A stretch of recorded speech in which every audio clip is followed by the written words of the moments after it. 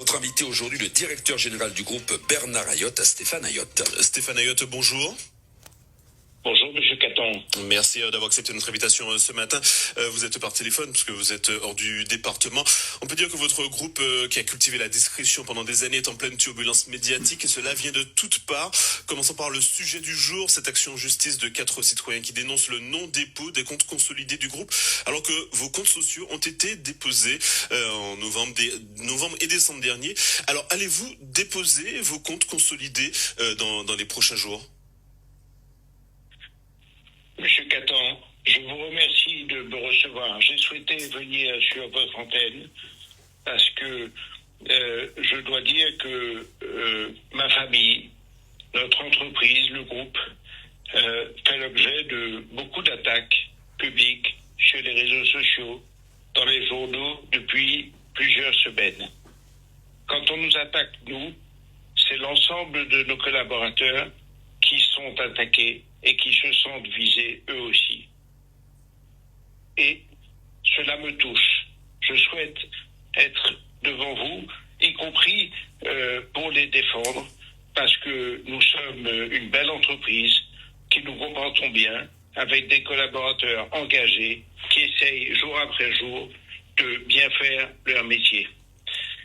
Au sujet des comptes, justement. Concernant les comptes, et je reviens sur votre question, nous avons, il y a déjà plusieurs semaines, déposé les comptes de nos magasins alimentaires à la Martinique.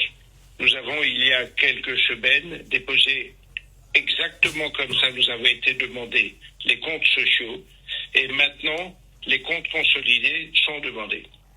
Tout à fait. Nous les avons déposés il y a déjà quelques jours, en début de semaine, et donc ils seront publiés.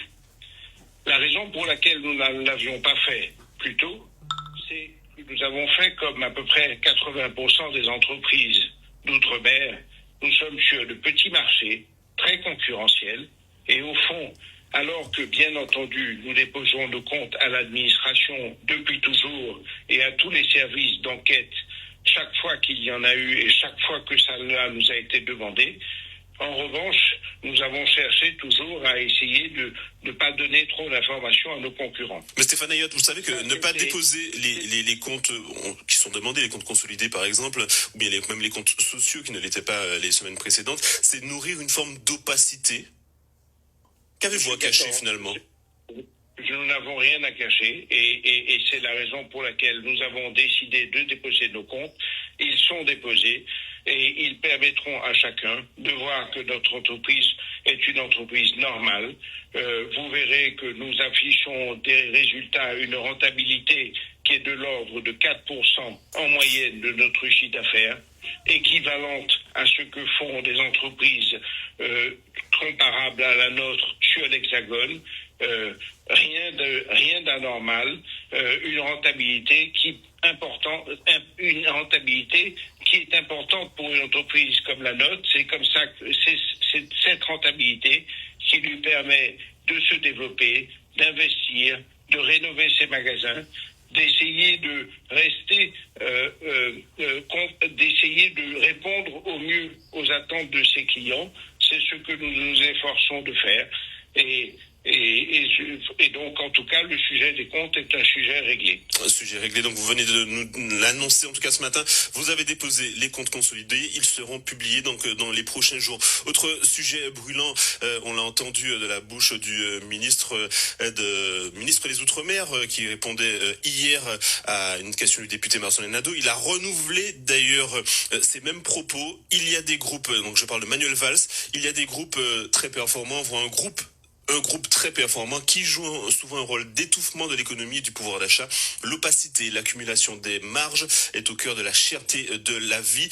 Comment vous réagissez à ces propos du ministre des Outre-mer qui semblait vous cibler? Monsieur Caton, je ne vais pas commenter les propos du ministre. Ce que je peux vous dire, c'est que notre groupe familial, né à la Martinique, s'est développé au fur et à mesure. Et chaque fois que nous avons eu des développements à faire par des croissances externes ou par des rachats d'entreprises, nous l'avons fait toujours à l'issue d'enquêtes menées par des autorités de la concurrence ou par des administrations parfaitement indépendantes et qui ont considéré que c'était une bonne chose. Notre groupe se développe parce que nous répondons le mieux possible aux attentes de nos consommateurs. Nous investissons... Mais Stéphane Hayot, excusez-moi, les mots sont forts quand même. On entend un rôle d'étouffement de l'économie et du pouvoir d'achat. Et des mots qui viennent de ministre d'État. Ça ne vous fait pas réagir quand même? Je crois que si vous prenez l'enseigne Carrefour à la Martinique, c'est l'enseigne qui propose les prix les plus bas aux consommateurs.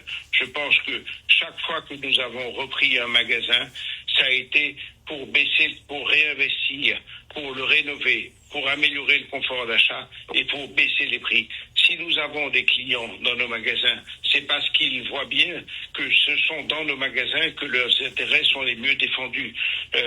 Donc nous n'avons aucun rôle d'étouffement, notre rôle, au contraire, c'est d'être efficace, c'est de répondre aux attentes des clients, aux attentes des consommateurs. Si vous n'êtes pas au rendez-vous de ces attentes, si vous n'êtes pas efficace sur les prix, vous êtes mort. Autre sujet, Stéphane Hayot, on le sait, la tourmente, la turbulence médiatique est venue aussi de l'article de Libération et sur votre groupe. Et d'ailleurs, 4 lanceurs d'alerte ont porté plainte pour entente et abus de position dominante. Ils invitent d'ailleurs également les citoyens à rejoindre cette plainte collective. Craignez-vous que la justice enquête sur les pratiques même de votre groupe? Je vous l'ai dit, notre groupe est très contrôlé et très audité. L'autorité de la concurrence, la DGCCRF, tous les services de l'État régulièrement font des études. Si elles avaient constaté des manquements ou des dysfonctionnements, nous aurions été sanctionnés. Ça n'a jamais été le cas. Je suis confiant. Il y a une plainte qui a été déposée. Elle est basée sur un article calomnieux. Elle est basée sur les propos calomnieux. Dans les faits, nous sommes parfaitement sereins. Et bien entendu que si cette plainte devait prospérer, nous serons au rendez-vous et nous répondrons aux autorités compétentes. Et je suis absolument et très confiant sur l'issue de tout ça. Un petit mot quand même sur les marges qui sont citées dans cet article, notamment les marges sur l'automobile. Et Monsieur Catan, les marges sur l'automobile ne sont pas les bénéfices. Les marges, c'est ce que vous avez en haut du compte de résultat et c'est ce qui ensuite vous permet de payer vos charges. Je vous l'ai dit tout à l'heure, nous avons publié les comptes consolidés de notre groupe et nous faisons un bénéfice, une rentabilité de l'ordre de 4%.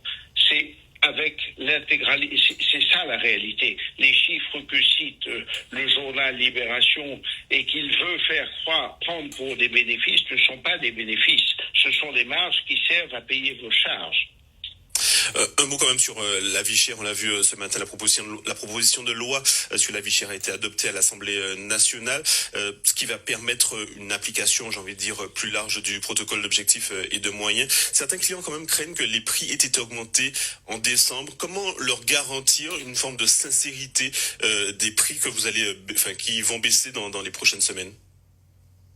Vous pensez bien qu'aucun prix n'a été augmenté avant la mise en place du protocole et les autorités, là encore, la préfecture, la DGCCRF, nous leur avons transmis l'intégralité de nos prix avant cette baisse de prix de façon à ce qu'ils puissent bien entendu s'assurer qu'il n'y a eu aucune évolution. Donc aucun prix n'a été augmenté avant et nous avons fait le choix d'appliquer notre engagement sur le protocole qui a été signé et depuis le 1er janvier, nous avons sur 54 familles de produits baissé les prix en moyenne de 9%. Il reste la part de l'État. Elle est très importante. Il n'y a que quand l'État prendra en charge la part de la continuité territoriale pour laquelle il s'est engagé et la mise à zéro de la TVA sur ces produits des 54 familles de produits, que les prix pourront baisser de 20%. Un mot quand même sur la péréquation qui est prévue dans le protocole qui concerne l'octroi de mer et la TVA, qui est censée mécaniquement faire augmenter d'autres produits. On parle notamment des véhicules, par exemple, secteur dans lequel vous êtes présent. Allez-vous répercuter les augmentations prévues sur les autres produits qui sont liés à la péréquation? Écoutez, c'est quelque chose qui est en train de se mettre en place, mais il est vrai que dans un certain nombre de cas, les augmentations d'octroi de mer, notamment sur les véhicules, alors en général sur les véhicules plutôt haut de gamme, sont importantes et seront partiellement ou totalement répercutées, oui. Il y a d'autres secteurs dans lesquels vous êtes présent. Est-ce que sur cette question générale de la vie chère, des efforts seront faits aussi par votre groupe? Est-ce que ce matin vous pouvez le garantir aux Martiniquais qui nous écoutent? Monsieur Caton, nous nous sentons très concernés par le sujet de la vie chère. C'est notre quotidien, c'est d'essayer de se battre contre la vie chère. Notre quotidien, c'est d'essayer de baisser nos prix. En baissant vos prix, en étant moins cher que votre concurrent, nos clients viennent chez nous. Dans tous les secteurs dans lesquels nous sommes, il y a une concurrence importante. Le secteur de la distribution alimentaire à la Martinique est un secteur où il y a 7 acteurs.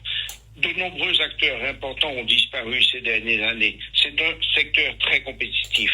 Si vous ne gagnez pas la guerre des prix, vous perdez et vous mourrez. Nous avons cette obsession de trouver des solutions.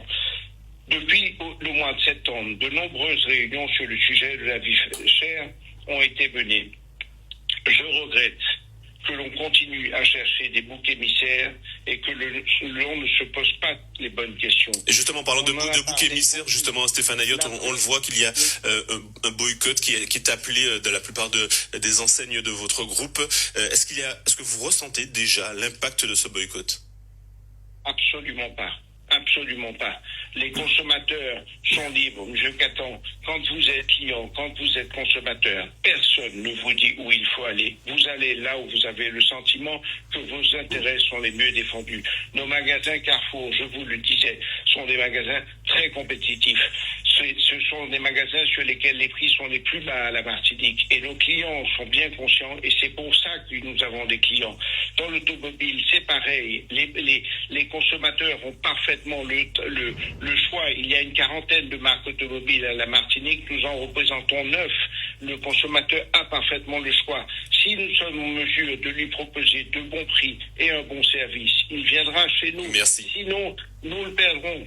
Merci Stéphane Ayotte, en tout cas d'avoir été notre invité ce matin. Je rappelle que vous êtes le directeur général du groupe et que vous nous avez annoncé ce matin que vous avez déposé les comptes consolidés et qui seront donc publiés dans les prochains jours. Merci d'avoir été notre invité ce matin. Bonne journée à vous. Merci, M. Cadron.